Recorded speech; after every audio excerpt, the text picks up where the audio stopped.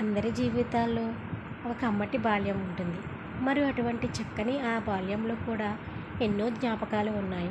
నా కూతురికి చిన్నప్పుడు కథలు చెప్పవలసిన పరిస్థితిలో నా బాల్యంలో జరిగిన విషయాలే ఎందుకు చెప్పకూడదు అని అనుకున్నాను. మరి ఆ కథలలో నా తమ్ముడు, బుల్లినాన్న, నా అన్నయ్య కూడా ఉంటారు. నా పేరు చిన్ననాన్న. మరి నా తల్లి నా కూతురికి నా కూతురు పాత్రల నుంచి నడుస్తాయి.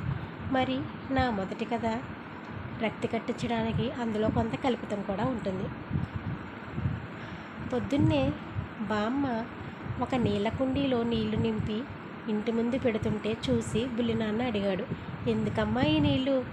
వెంటనే వాడికేసి చూసి, ఎండాకాలం వస్తుంది కదరా, పక్షులు జంతువులు ఆకలితో దాహంతో అలమటిస్తాయి. అవి నీలాగా నాలాగా అడిగి నీళ్లు తీసుకోవు కదరా, అందుకని నీళ్లు బయట పెడుతున్నాను. వాటికి దాహమైతే అప్పుడు తాగుతాయి అంది. బుల్లినాన్నకి ఎంతో చిత్రంగా అనిపించింది.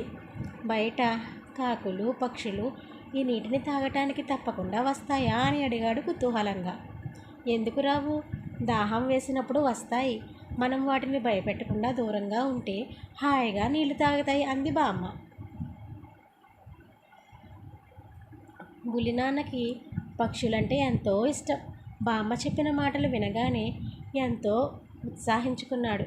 పాలపిట్టలు, పచ్చిరంగులు, అలాగే చిలుకలు, బుల్లి పావురాలు ఈ కుండీ దగ్గరకు వచ్చి నీళ్లు తాగితే చూడటానికి ఎంత బాగుంటుంది.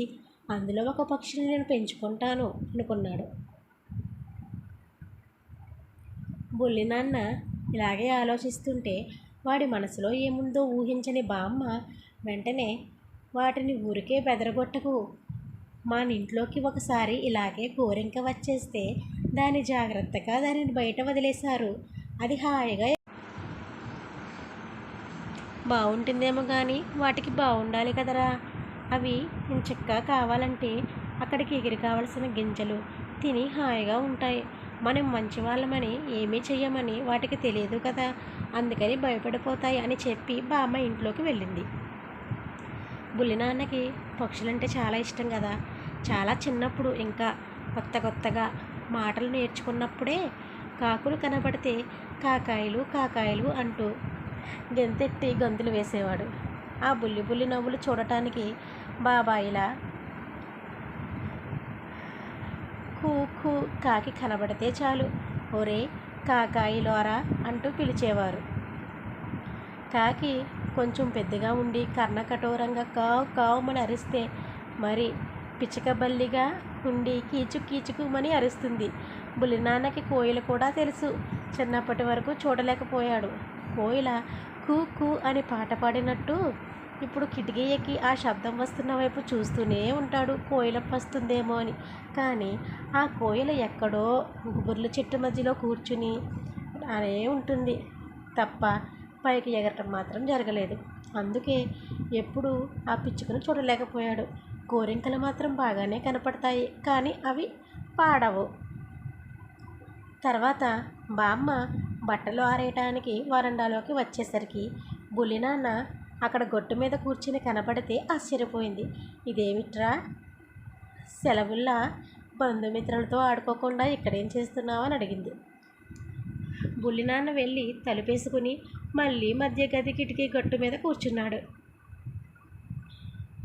నాన్న మధ్య గదిలోకి వచ్చి కిటికీ దగ్గరే కళ్ళ చిప్పి బయట చూస్తున్నాడు. బుల్లినాన్నని చూసి, ఏం చేస్తున్నారా అని అడిగాడు. దానికి ఎంతో ఉత్సాహంగా అంతా చెప్పాడు. సొంతం విన్నాక చిన్నాన్న కళ్ళల్లో మెరిశాయి. సరే, మనం ఒక పిట్టని పెంచుకుందాం. ఒక దుప్పటి తీసుకుని దాని మీద వేసి అరిచి తెచ్చుకుందాం. తర్వాత అది ఎంచక్క మన దగ్గరే ఉంటుంది, చక్కగా పాడుతుంది. దానికి మనం గింజలు అన్నం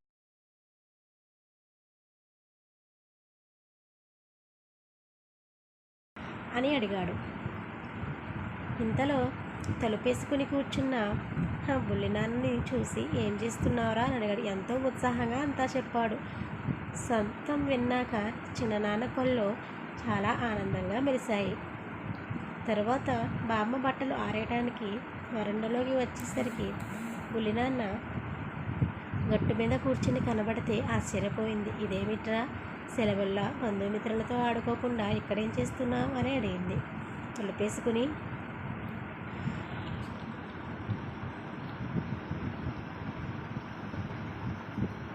అని పెట్టుకుందాం, పెంచుకుందాం అని అడిగింది.